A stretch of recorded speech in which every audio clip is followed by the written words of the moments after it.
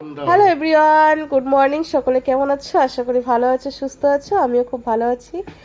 আর চলে আসলাম আমার channel Mallika dot বিভাসে নতুন আরেকটা ভিডিওতে।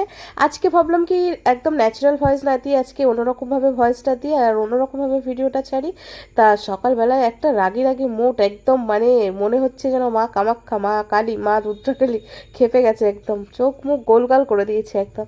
তা যাই হোক, অনেকটা বেলা হয়ে গেছিলো, তাই কাজ করতেও দেরি হয়ে গেছে। একদিকে রান্নার, একদিকে কাজ নিয়ে আমি বসে পড়েছি। আর আজকে আমি এই শাড়িটা পরেছি। অতিরিক্ত গরম, আজকে রোদ দিয়েছে, অতিরিক্ত গরম, অতিরিক্ত তাপ, তার মাঝখানে এরকম একটা পলিস্টারের শাড়ি পরে আমি আজকে ভিডিওটা শ্যুট করছি।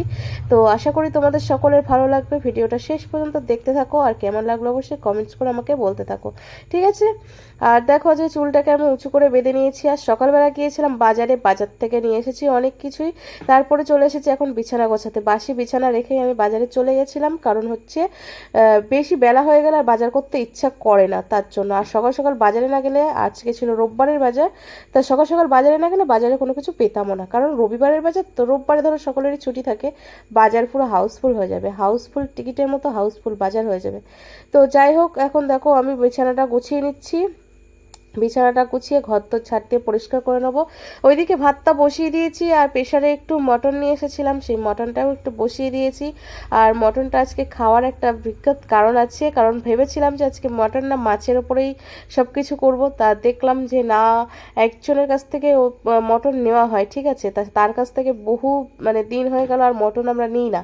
তা সে রাস্তার মাঝখানে জোর জবরদস্তি করে ধরেছে যে এই মটনটা নাও না কেন এখন আমাদের দোকান থেকে, যার জন্য সেখান থেকে মটন নিতে বাধ্য হয়েছিলাম। কারণ কিছুদিন আগেই তোমরা দেখলে যে আমরা মটন খেয়েছি। তা কিছুদিন আগে বলতে কি একদিন আগেই আমরা মটন খেয়েছি, আর খাওয়ার কোনো রকম ইচ্ছা ছিল না, যেহেতু উনি এরকম করে বললো দেখে, তার জন্য মটনটা নিতে হলো বাধ্য হয়ে। তাই এত মটন খাচ্ছি, তোমরা অবশ্য বলবে হয়তো যে এত মটন কেন খাচ্ছ, এত মটন কিসের জন্য খাচ্ছ, বাবা বৌদি বড়লোক হয়ে গেছে। সেরকম কোনো ব্যাপারই না, আমরা মটন খাচ্ছিলাম। আর পুরনো সব কিছু কথাও মনে পড়ছিল তোমার দাদার, বিশেষ করে আমার তো না, আমি তো মটন খাই না। তা আমি তো কিছু মনে করছিলাম না, তা আমি খেতামও না। আমি রিসেন্ট কিছুদিন আগে মটন খাওয়া ধরেছিলাম।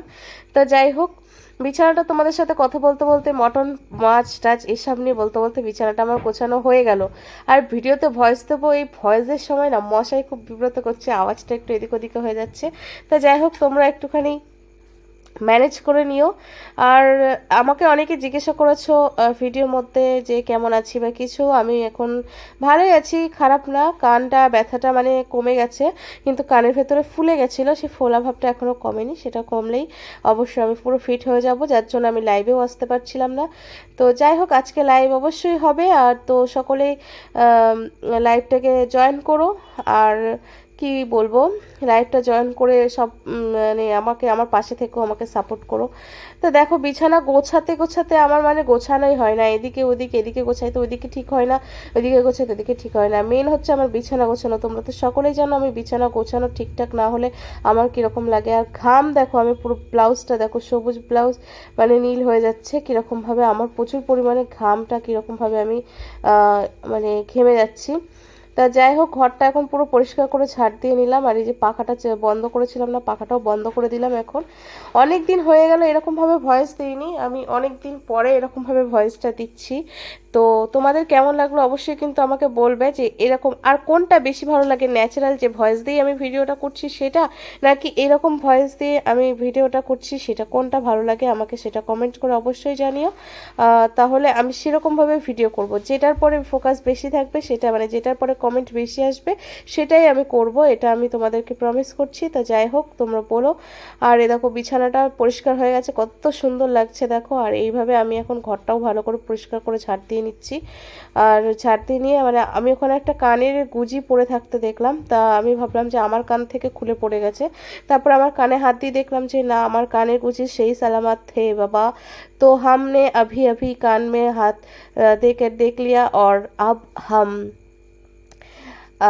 रख दिया, जो कान का ये था वो रख दिया। अभी मैं झाड़ू पोछा लगाने वाली हूँ। তো মাঝখানে মাঝখানে একটু হিন্দি বললাম, কারণ আমার অনেক আছে বা আমার নন বেঙ্গলি বন্ধুরা যারা হিন্দি কথা বলতে চায়, যারা ব্লগটা দেখে শেষ পর্যন্ত বুঝতে পারে না, শুধু আমাকেই দেখার জন্য ব্লগটা দেখে, মাঝখানে হিন্দি বললাম তারাও একটু বুঝবে।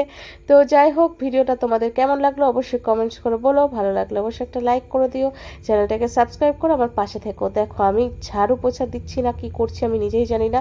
আর আমার ছেলে দেখো বিছানা গোছানো হয়ে গেছে, সাথে সাথে এসে বিছানার মধ্যে বসে পড়েছে।